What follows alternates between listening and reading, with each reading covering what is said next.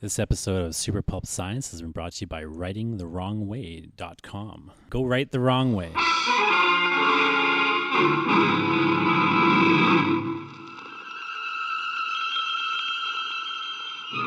Attention, citizens. It's time for Super Pulp Science. This is Super Pulp Science, where we talk about how genre gets made. I'm here with my co-host, Justin Curry. Hi. He's alive today after 5 days at a Make It show. And we have a special guest today, Dr. Jonathan Ball, who is going to talk to us about all things literary, practical. The Doctor of Philosophy, I should We should add that if my colon Just to explodes here, you clarify. cannot help me. Yeah. Right? Okay. So, Jonathan is a filmmaker and a writer.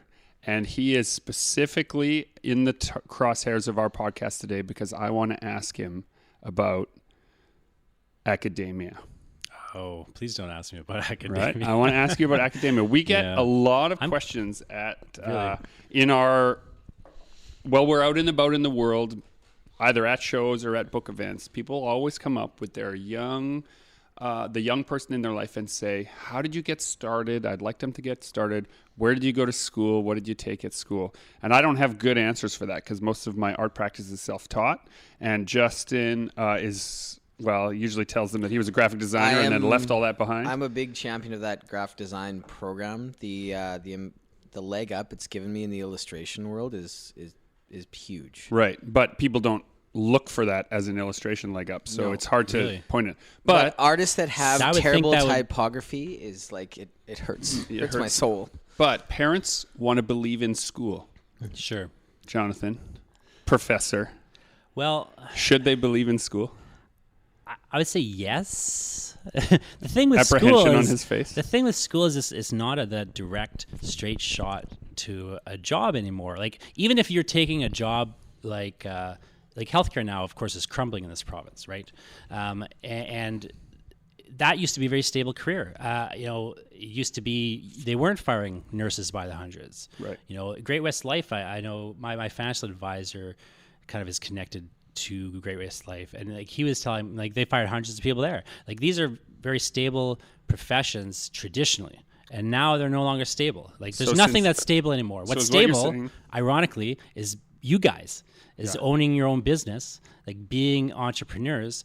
That's the sort of thing you don't need to go to school for, but of course it helps to have. You've learned business, right? Yeah. I bet you that has helped you more than an art program that you've taken. Ostensibly, I think so. Yeah, I took. You went to Red River here to do the graphic design program, and I did a entrepreneurship program at Red River in my misspent youth, and I find myself looking back at that often when I'm thinking about what to do next for the book projects. Yeah. Like I got 3 degrees, right? So I did all the way through the PhD. And if you look on paper, like what did my degrees get me? It doesn't really amount to much. Like the jobs that I've gotten, like teaching, for example, I could have gotten those jobs on the basis of my publishing background. Right. And the publishing I've done is not necessarily a product of going to these schools. Right.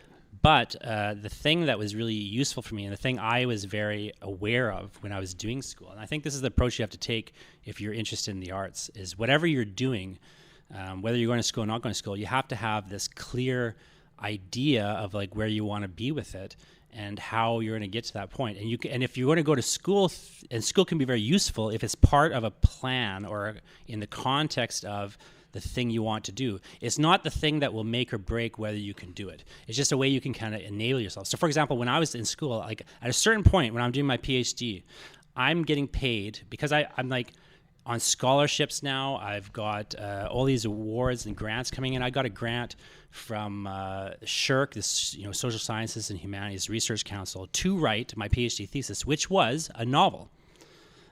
Which I'm now got another grant from the Canada Council to rewrite. That's the next project I'm doing, is rewriting this novel.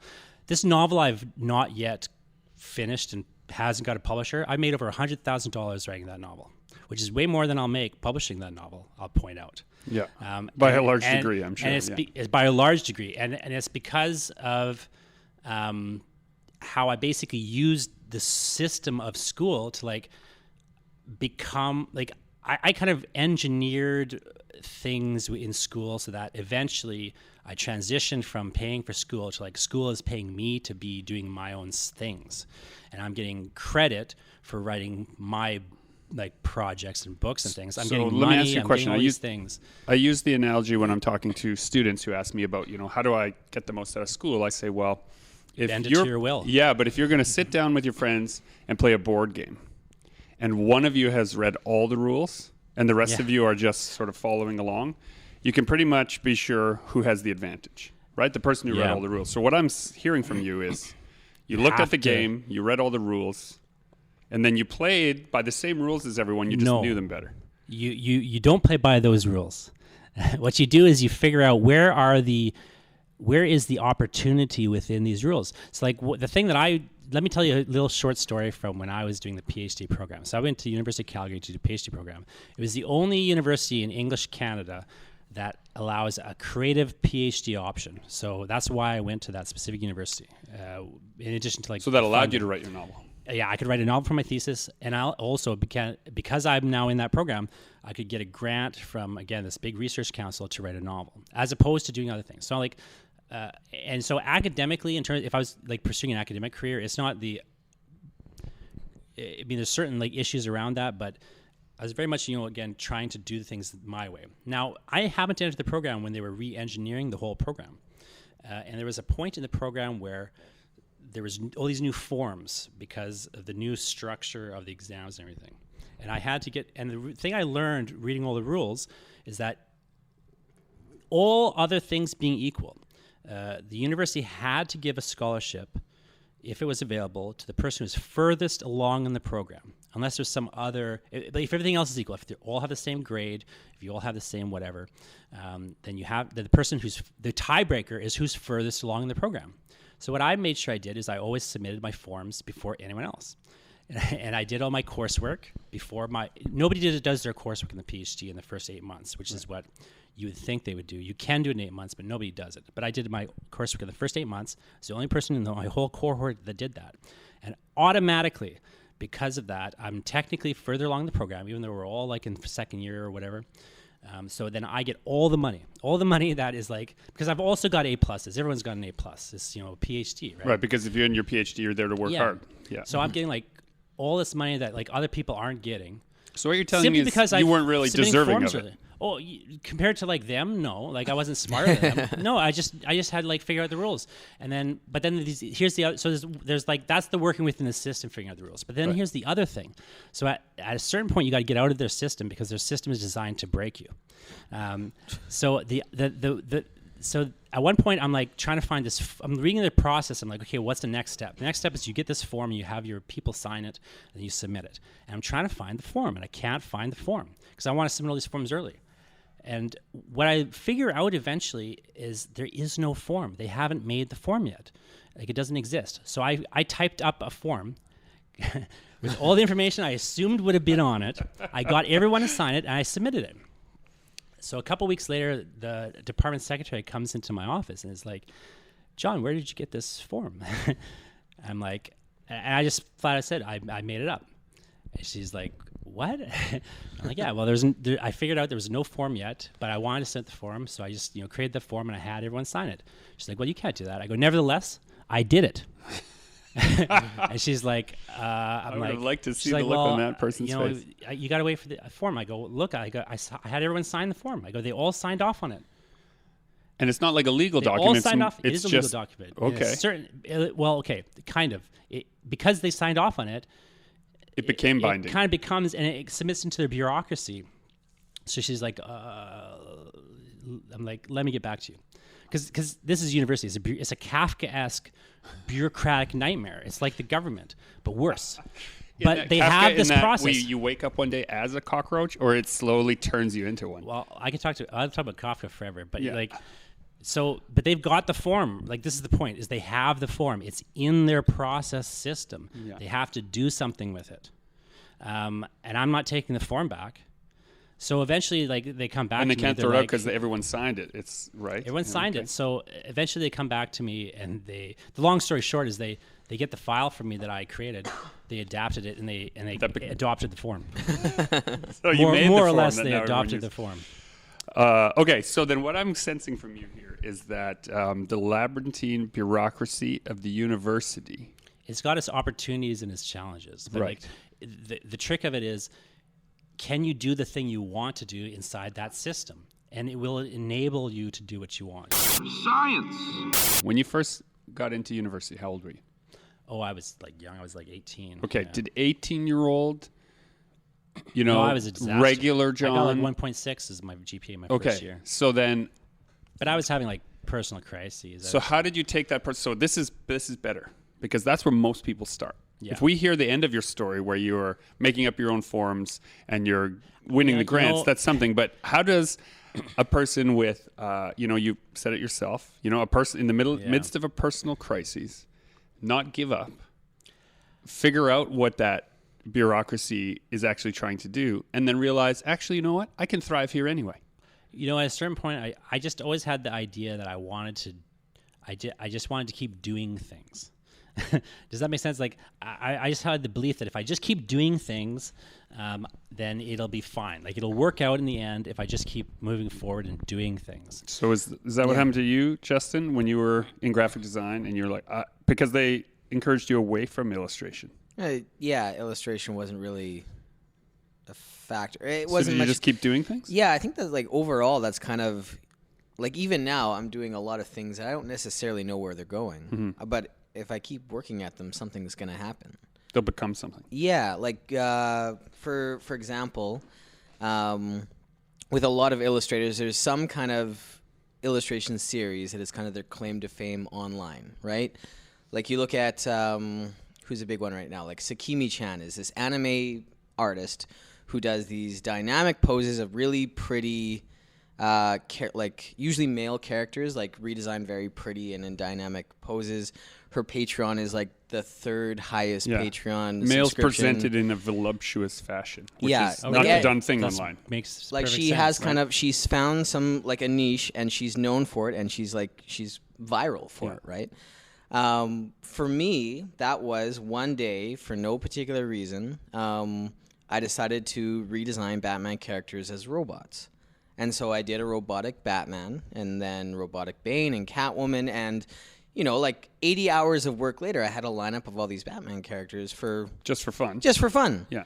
And now, like the world over, I'm recognized for it, like at in conventions and stuff like that. And it's it's still like recycled and posted online. Like Yeah, to this dear day. listeners, Like, it went viral. It went like every place where they make lists of cool superhero redesigns. You can find Chasing Artworks redesign, the Gotham Gears series, and it's there. And if you Google it right now, you'll find not only that, but so many iterations of people trying to do versions of it. And just as an example, but like, we know a lot of artists like that. We know a lot of writers like that, that their kind of their big breakout claim to fame or their big success story was, I don't know, I just thought it was cool, so I kept going. And something came out you don't of get it, to choose. You don't get to choose what people are going to connect with. You But just you know have to what you produce can things. choose? Like, I love that what you say that. You said that to my class you visit the other day. Someone's like, well, what if how do you know if where stuff's any good? And I love that response. You don't get to choose if it's any good. Like, you don't know. You'll never know. Yeah. But you know what? The thing I always hung on to when I was, down and out and like was having all these problems, whatever, is like, nobody can stop me from writing. Like, I don't need $1 million to write. As opposed to making a film where maybe you need $1 million. I don't need a special computer. I don't need any of this stuff. Like, I just need nobody can stop me from doing it. And so even if everything else is going badly, I can at least do that. And if everything's going well, but it's now I'm busy or whatever, well, I can still have to the challenge eventually becomes you got to stop stopping yourself from doing it. Yeah. Wow. Well said. you can't use other things as the excuse. Like, you can't use that I'm too busy at school as the excuse. When I got too busy at school to do writing, I just started submitting. I would go to my teachers and say, can I just hand in a short story instead of an essay? Yeah. And I'll just do I did that just too. all Yeah. the themes. I'll have a character talk about, these ideas. Like people will talk about the text in the thing or whatever. Yeah, more than once I handed in a Socratic dialogue instead of an essay so that I could practice writing dialogue instead of writing an essay. Because I wasn't going to be an essayist. I wanted to be a writer. Like I didn't do that stuff a whole lot, but like when I was really having a hard time, I would find a way to like, how can I make two things work? Because the thing I realized at a certain point, because I was just thinking beyond, I was thinking like, well, what am I going to do when I'm done university? Like, how's this going to work?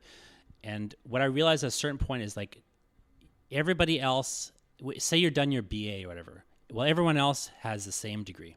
Yeah. And so it doesn't matter. The degree doesn't matter. Like, and everyone else has good grades. Like the degrees don't matter. You have to get them, but they don't matter past that point. What matters is all the other stuff you did as well. So when you're out of the degree program, like if you're who's like, and you say you're sitting like to be at a job interview or whatever, and it's down to you and two other people, it's two people they're trying to choose between. Both of them have the same degree. Both of them got A's. Well, what's the tiebreaker? The tiebreaker is, well, this person, wrote fantasy novels, and is an interesting person, or has this additional thing. Like, so my thing always was, I've got to like keep doing things. Now my issue is like I'm trying to be more directed. Like as my time kind of narrows and narrows, right? And I think at a certain point you have to kind of be more directed. Like you were talking about, you figure out, well, what are people responding to it maybe, or what can I like do better than other people? Yeah, maybe is there a Venn diagram between what people are responding to and what I like to do? And in that sweet spot in the middle, can you do more of that? Let's talk about some things you you've need done. to do a bunch of stuff, like because you don't know what you can do yet when you're young. So I want to circle back. So I don't know if you don't know this about this, Justin, about John, but in his misspent youth, when he was also saying like, I don't need anyone's permission to write, he also didn't need anyone's permission to be a filmmaker. Like when I met him, he had just finished producing for like, I don't know, a few $100s, a short film that ended up on Comedy Network. Oh, nice. I sold it for, I made it for like $300 as an experiment to learn how to hand process film at a workshop. And then I sold it to the Comedy Network for like $7,000. Although technically the film group sold it for me. I didn't even know what was happening. But yeah, it was just like a weird test. That was like, I was very What happy was it about called? that. Tell us the title. Spoonie Bee. It was called Spoonie Bee in How Spoonie Bee Got His Hoe Back. And it's a silent Chaplin-esque comedy about a 70s pimp. That's awesome. Who also, there's a cameo from like the King of Venus. That guy did a whole, there's like a Prince Neptune. Prince of Zord, Neptune. Prince of Neptune. The guy who played Spoonie Bee is a good friend of mine, Alex Zajowski, and he's an interesting guy kids should meet. But when people... He loved playing that role so much, he wrote a whole album, like a Spoonie Bee and Ugly D. Him and his buddy wrote a whole album of rap songs. But hold on, let's scroll back. I want to learn how to hand process film. Justin, what should I do to learn how to hand process film in chemicals? I would probably head to YouTube first, yeah, and then try it out myself. Right. You can read about it all you want, but until you're physically doing it, you don't know anything. Write, produce, and film a movie, and then when I have that film, figure out whether or not I can develop the film? That's basically the steps. Well, what if they had gone wrong and everything had been ruined? Well, what I was doing was I was taking a workshop. So I was like, there's a workshop at the film group. I started taking a bunch of workshops at the film group as well as doing my classes because I did a weird thing in my master's program. So in my master's program, more than making up the if you were to do it if you did a master's program like normally, you would do it in 2 years. You'd spend 1 year in coursework, and spend your second year in your thesis. So I took 3 years because I wasn't sure if I wanted to do a PhD. So I went to my advisor near the end of the first year, and I said, George Tolles, who is the screenwriter for Guy Madden, was my advisor. And so I went to George and I said, George, here's the deal. I'm going to take 3 years instead of 2 years. In the second year, I'm not going to do any work at all for you. I'm just going to stay in school, not pay my student loans back, and do other things. Yeah. And I'll just do other things for a year. I'll take a year off, basically, in the middle of my degree. So your degree became parenthetical to some other stuff you wanted and then to do. And then the third year, I'll do all my stuff. But I want to figure out if I want to think more about whether to do the PhD, and also I want to just do a bunch of stuff so that when I come out of this MA, I've done stuff. And I'm in a better position to get into PhD programs because I've done all this stuff. So was this you? I'll have to interrupt because I know you'll run on, but you're skipping over some good parts. Is this you again, figuring out that all things being equal, if you have that middle year of other stuff when it's all said and done. What I really like about this, and what I think about from time to time, is I like that we're visual artists, because at the end of the day, it's our portfolio that matters. Doesn't matter your high school grades, does not matter your degrees. What's in your portfolio? The last thing you made is how you get your next job. Exactly. Yeah. So, we know people from like Van Art, Sheridan, Full Sail University in the States, which is like $70K a year art school. But at the end of the day, if your portfolio is dry and boring, nobody cares. Whereas a 14-year-old kid who like works all day and has a robust portfolio, like they're gonna. Yeah. And we met that. So the school's going to enable that. Like if school's going to enable you to build that portfolio and to try different things, then it's going to help you. You can learn, of course. If it helps you learn things, you can move faster. You can fast track. You could I learned an incredible amount being in my PhD program, because I'm like, meeting all these great, creative new people. You've got this whole cohort of people you're hanging out with and networking with, and your professors are often very, fascinating. Like Christian Book, he's this famous kind of poet who's now like genetically engineering an organism to put a poem inside of it. He was one of my advisors on my PhD thesis and so on, although not my main advisor. So what you're suggesting is that the learning was the ancillary portion? Well, you have to like be receptive to learning, but like the structure of classroom learning is the ancillary portion. Like that's what you're there to do ostensibly. But to me, that was the least important thing, because everybody else is doing that. Like that's the way I always looked at it. All the people that I'm with here are doing the same thing that I'm doing. So I have to do that, but then I need to do all these additional things on top of it, because I need to set myself apart, or even just like capitalize on the fact that I've got, this time to do these things. So to go back to like the hand processing, like I just was like, I'm going to take a workshop at the film group in my second year. And then it's like, well, if I'm hand processing film, you buy this workshop and you get all this film as part of your fee, well, then I've got to pay for these chemicals, I've got to do these things. I might as well shoot a film. Like I'm already in for like processing and chemicals. Right. I'll shoot a little thing. Like I'll come up with a short script and whatever. It'll probably turn out badly, but at least you'll have something. But you also included a VFX shot in there. Like you had that train shot. That's a really complex VFX. But that wasn't me. That was my editor, who also was the character. But yeah, we got this brilliant shot in that film where like a real train. That film's on YouTube, I believe, right now. If you Google Spoonie Bee, or how Spoonie Bee got his hoe back, you can see on YouTube, or Funny or Die or something. I forget where I put it. But there's this great shot where he's like standing on these train tracks and he steps off, and then this train comes by, this old timey train, and it's a brilliant, it looks very simple, but that's figure out how I did that shot. Yeah, go watch that film and see how did I do that shot with whatever you did, you broke the rules that we think there were. That's what I know for sure. Super Pope. You have two lives. You live two lives unapologetically, I think. You are a pillar of the literary community here in Winnipeg. You're a poet, you're a filmmaker, you're a novelist, you work on horror stuff, you work on genre fiction, but then on the other side of it, you are Dr. Jonathan Ball, professor at the university.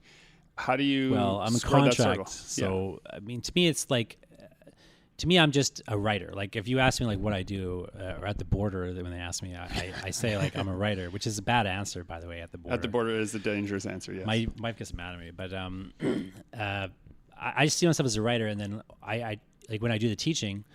I mean, I'd love to, get a more real university professor job because I'm just on contracts right now. But I just like see it as like an extension of being a writer. So like I teach creative writing classes, and I teach sometimes I teach literary study or film study classes. But when I do that, like I kind of try to do it from a writer's perspective or point of view, and I really like try to break down like how does this stuff work, and how has it been constructed, and really just think through. Like I just kind of take like I'm very analytical as a because I've been trained to be, but also. Like as a writer, I have a very analytical process. You and I have talked about this before. Like we don't see ourselves as people who with necessarily a lot of talent. Yeah, right. We just grind. We're like, we work hard and we try things, and we're very analytical. I think maybe me more than you, but like talent will get in your way. I think. It can be a lot. It can kill you because what happens a lot with savants, like people who are brilliant geniuses at something, is they quit doing it because it's easy and they don't enjoy it anymore. Yeah. Like a lot of child prodigies don't continue doing the thing they were a prodigy in.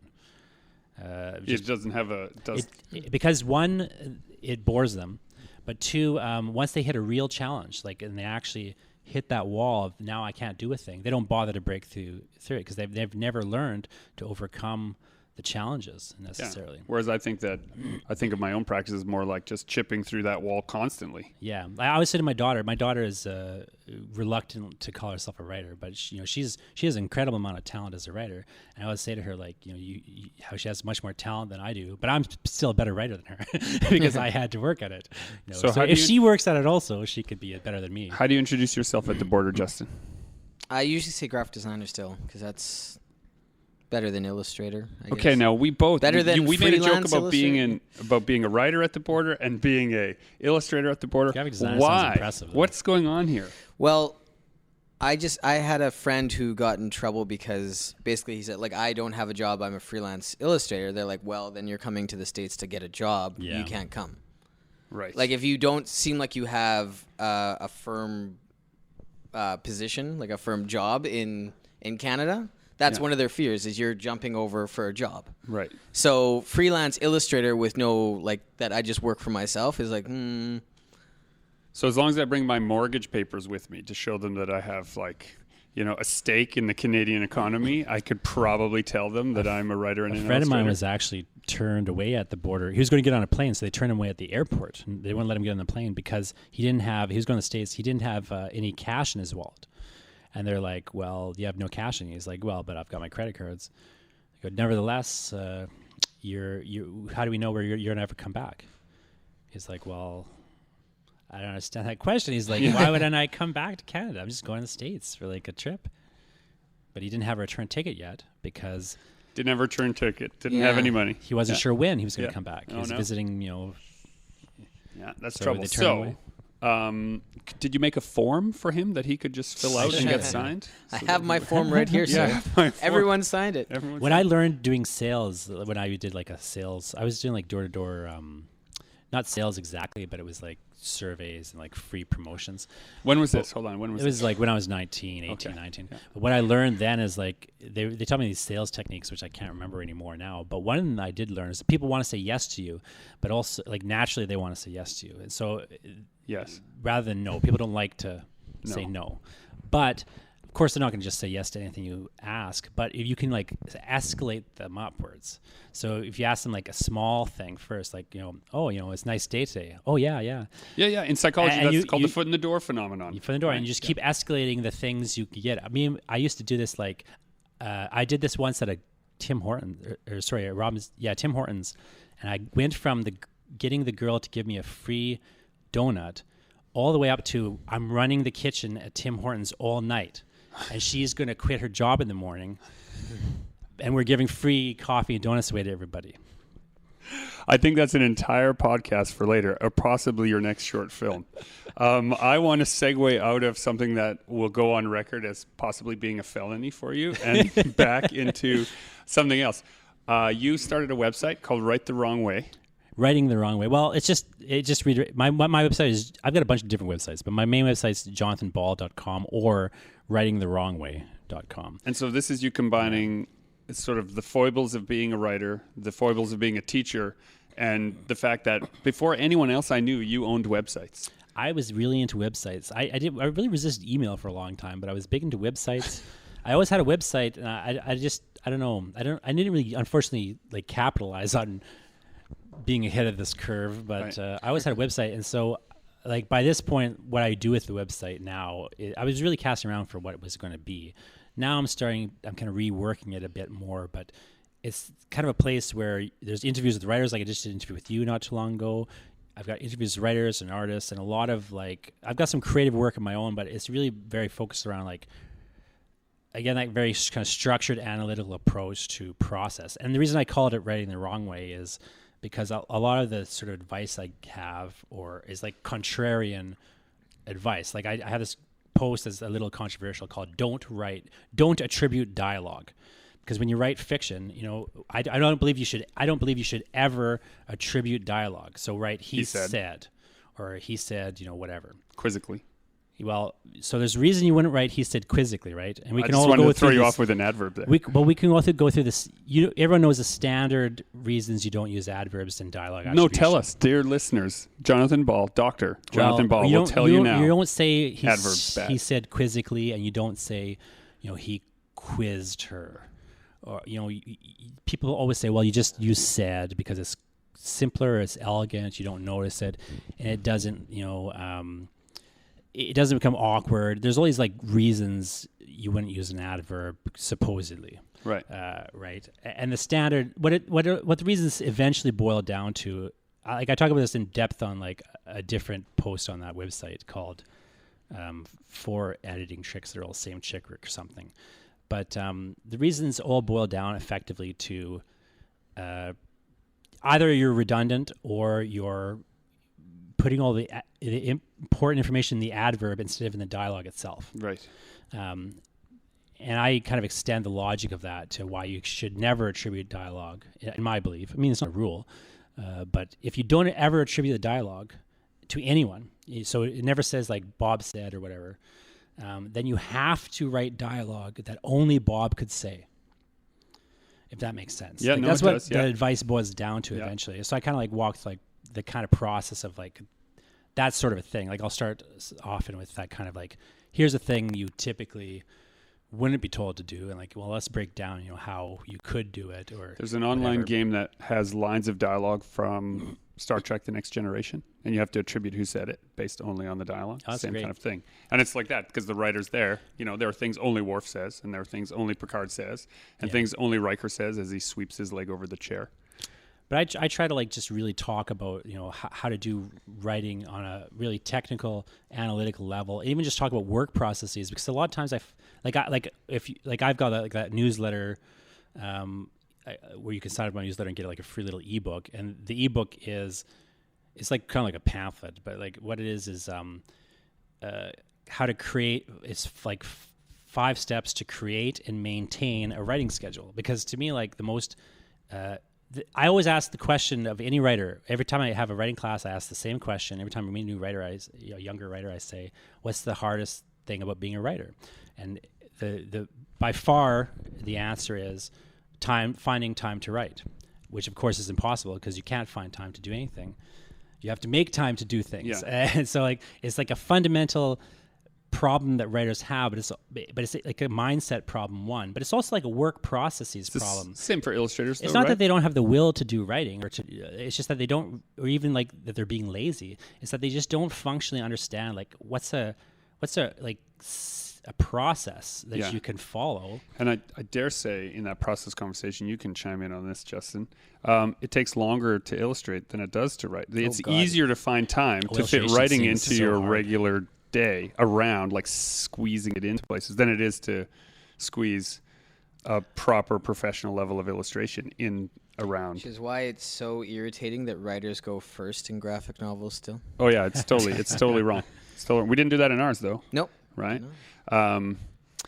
But yeah, well, the bookstores do. If you're going to do writing as a side hustle, right?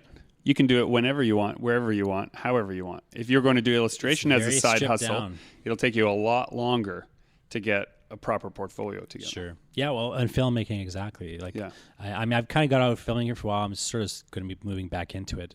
Although more as a writer than in terms of directing. I think. I just wrote a script recently for another director. So I'm trying to do more film work as a writer than I used to. But sorry, the thing that I always say about film, versus writing, is you don't need $1 million to write something.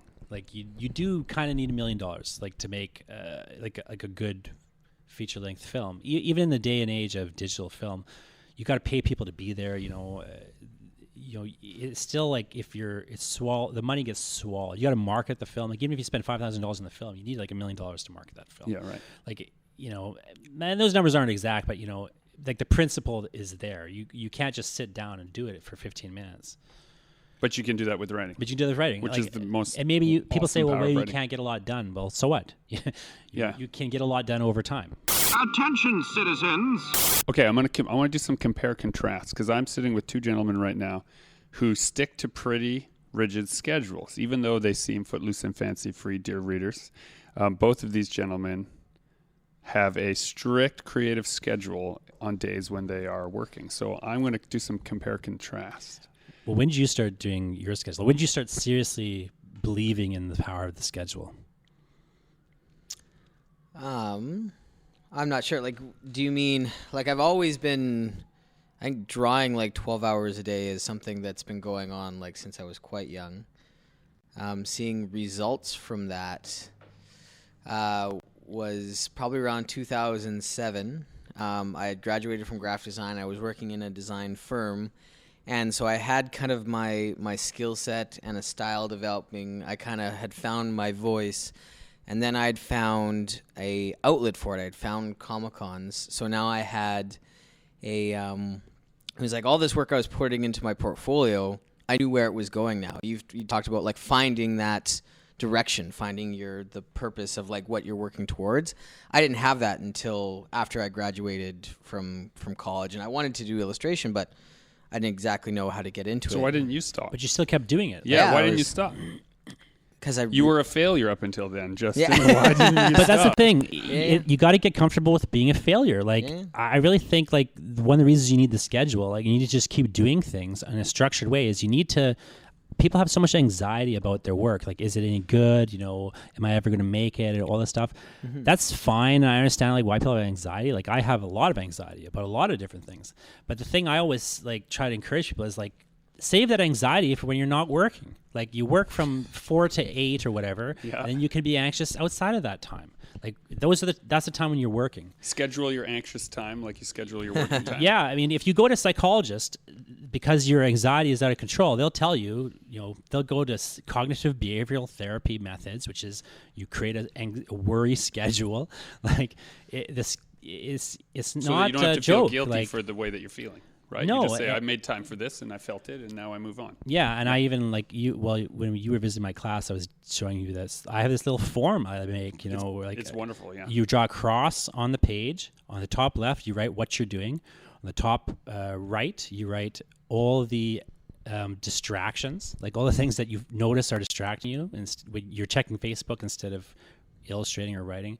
At the bottom right, you put down all the ideas, all the great ideas of things you could be doing that you're not doing right now, so you don't get distracted by them. That list stays the bottom short left, until you're supposed to be working on yeah, something exactly. else. And then the bottom left, you write all your anxieties, like the things you're worrying about. Like, I'm stressed about money. Well, you can write that down and worry about it later. Like, the whole point of like that kind of form is like you need to just focus. You need to try to focus on the thing you're doing.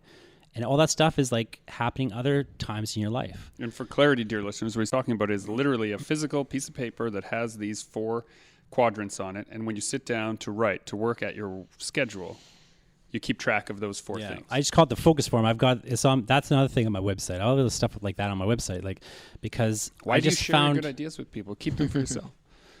Well, I'm doing these contracts as a teacher, and I because I'm on contract, I'm only teaching like first and second year students. But a lot of this, so I wanted like a way to basically like be mentoring or teaching or like offering things to like my students that had already done courses with me, right? Because they can't take another course with me basically at a certain point. What is your writing schedule?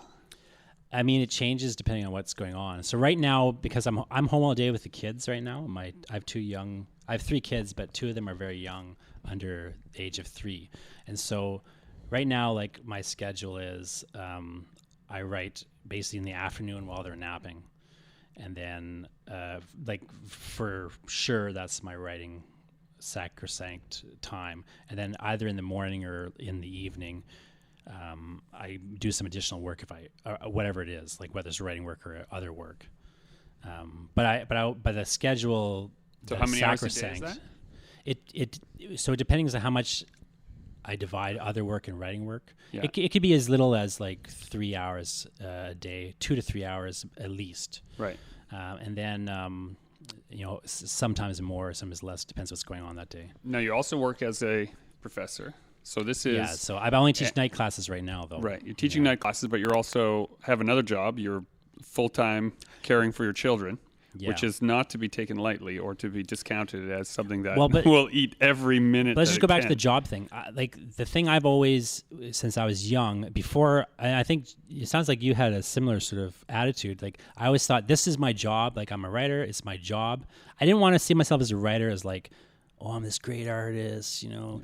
And it's my attitude of like, I mean, I've had like moments, I'm sure, when I felt like that, but my thing is I want to just approach it like it's my job, and I did work at it like it's my job, even if I'm not making any money. Right. It's my job. And so if someone asks me what I do, well, I'm a writer. Even if I'm making zero money from that and I'm working at Robin's Donuts, I'm a writer, and it's not, and I'm actually writing. So I get to call myself a writer. Right. Otherwise, I don't get to call myself a writer, and it's not my job. So I have to take it seriously. And like, to me, like that attitude has saved me in the midst of other problems, because, you know, nobody can fire me from being a writer. Right. Okay. So it's the first 2 minutes of your like 2 or 3 hours that you say were sacrosanct in your writing. You sit down. Where are you? How do you get focused? How do you get centered? Like, you know, and you're raising kids at the same time, which means nap time has come out of the whirlwind of, how old are your 2 kids? One's 1 and one's just about to turn 3. So a 1-year-old and a 3-year-old. Yeah. That's like, my older one's like hurricane almost nightmare 18. of poop and food and laundry. And now it's time to write. How do you get focused? How do you get centered? Well, the first thing I do is I write on my little focus form what I'm doing in this session. Because say I've got only 2 hours or 2-3 hours, whatever. Well, you can't write a book in 2-3 hours. Right. You only do one smaller thing. So like I figure out what's my task today. So like my task later today, what I'm going to do is write poetry reviews, because I would do a poetry review column. And then I'm also, when I'm done the poetry reviews, I'm going to work on a poem. I'm going to draft like a bad, lousy draft of a poem called The iPhone Elegy, which is kind of a take on the Rilke's Duino elegies, but centered around my iPhone. But see, I love this because you set down, you'll set the task for yourself. Yeah. I'm going to write a lousy draft. It's I can't, I'm not going to write the poem. I only have time to write a lousy draft or a half draft, maybe. It's a thumbnail or rough. Yeah, that's what you do. You draw a lousy picture first. Yeah. Well, okay, we'll talk. Yeah, I like this process thing. We'll talk about, like for me, I call it the forge. I'm starting off, I'm going to do a piece. Let's say it's a girl on a telephone wire with a bunch of wires kind of thing. Like That's right. Something like that. So I will do what I call, I will get the forge together, which is reference for color schemes I like, reference for telephone poles, reference for like whimsical looking girls. And I'll get that all kind of together. And now that the forge is there, then I can kind of get into the painting. And some days I don't get to the painting part. I just work on the forge for different pieces. Right. Yeah, and so for me, like, it's that same sort of concept where I want to break down what's the task I'm going to do in this session, because, like, this whole iPhone poem, for example, is part of a long book project. But you can't, if you think about the book, you'll never do anything. You'll procrastinate. It's too big a project. You can't do it. It's too hard. It's too much work.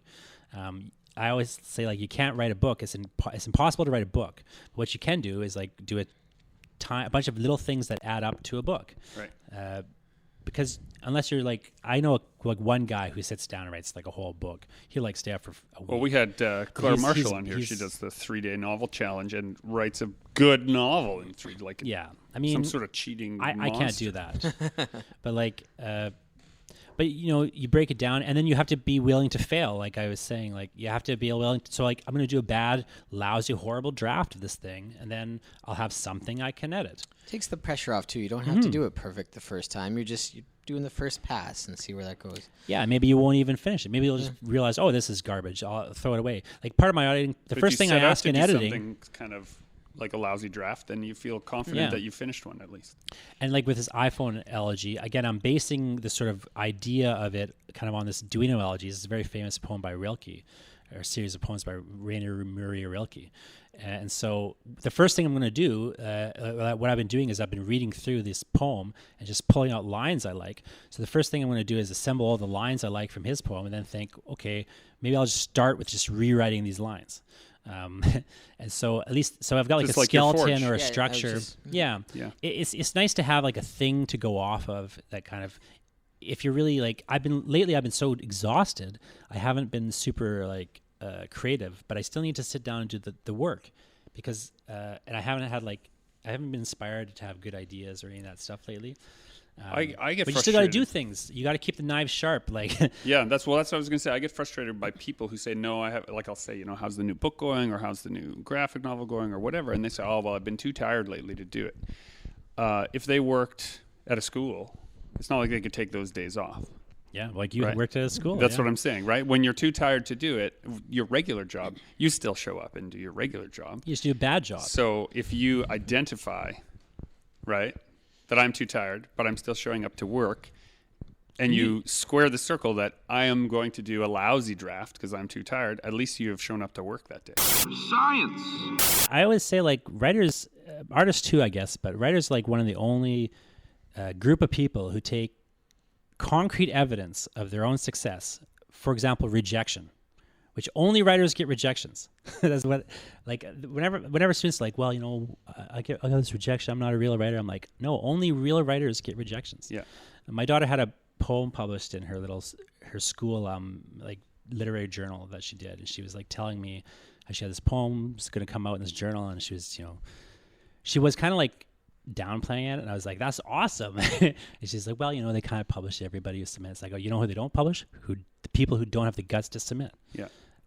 So one, they don't publish everyone that submits. She's wrong with that. But two, like, they don't publish people who don't have the guts to submit. So you need to collect rejections. Mm-hmm. Yeah, I live and die by that notion for sure. So just kind of submissions, and then that also our work process, completing the circle. So I'm sitting here staring at Greg was invited to participate in the Thing art book. Oh yeah, right. This last summer, I which was love a that. John Carpenter, just like an art book, just a love letter to the Thing. Like a retrospective. of the thing. So first of all, yeah, you initially, I talked to somebody involved, and I was invited, but you reached out Yeah. just kind of on a whim. Yeah. And that's how you get in. You just have to submit. You have to. Yeah, well, once I found out that they were reaching out to people, right, I said, like, I have work that fits. Like, I know I do, like, in my heart. And this movie, is a important compass point in my creative process. Even So- as I was working, I knew that this was a better project for you than for me. So I was hoping. So then I found out how to get in touch. I reached out and I Yeah. said those exact things. It's like, this movie is super important to me, and here's a body of my work. And, it's no skin off their nose to say no, right? But they said yes instead. And I then use it. workflow wise, for starting that project out, so you are, a huge fan of the franchise. How do you make a piece of artwork for it? How do you? I started, well, it's funny you say this. I started with 10 or 15 lousy versions. Yeah. But I set out to do that. I opened my sketchbook, right, to 2 blank pages. Didn't let the pressure get No, to you? I just to 2 blank pages. Well, yeah, the pressure was getting to me. So how I dealt with the pressure was I opened my sketchbook to 2 blank pages. I made a little grid work in there, so as many as I could fit. So it was about 12 on those pages that I could fit that were small enough that I could get enough detail in a lousy drawing to know at least what my composition would be. And I just kept doing it. And the first half a dozen were posters I realized I had seen before somewhere else. Like, it was me, it was my subconscious processing all the imagery that already is present for this film, either other fan artists or other, like, Mondo prints or whatever. And once I kind of got that out of my system, then I started to reduce it to what I wanted in the composition, Cool. which was based around the one thing that was absent in most people's. Everyone had forgotten the original slug line of the movie. Seemed absent in all of the posters and in all this, which is, man is the warmest place to hide. And once I had that idea, then I knew where I was going. I've been writing a bunch of poems about the Texas Chainsaw Massacre, and it has a great, tagline: "Who will survive, and what will be left of them?" What will be left of them? Yeah, that's great. That original movie still terrifies me.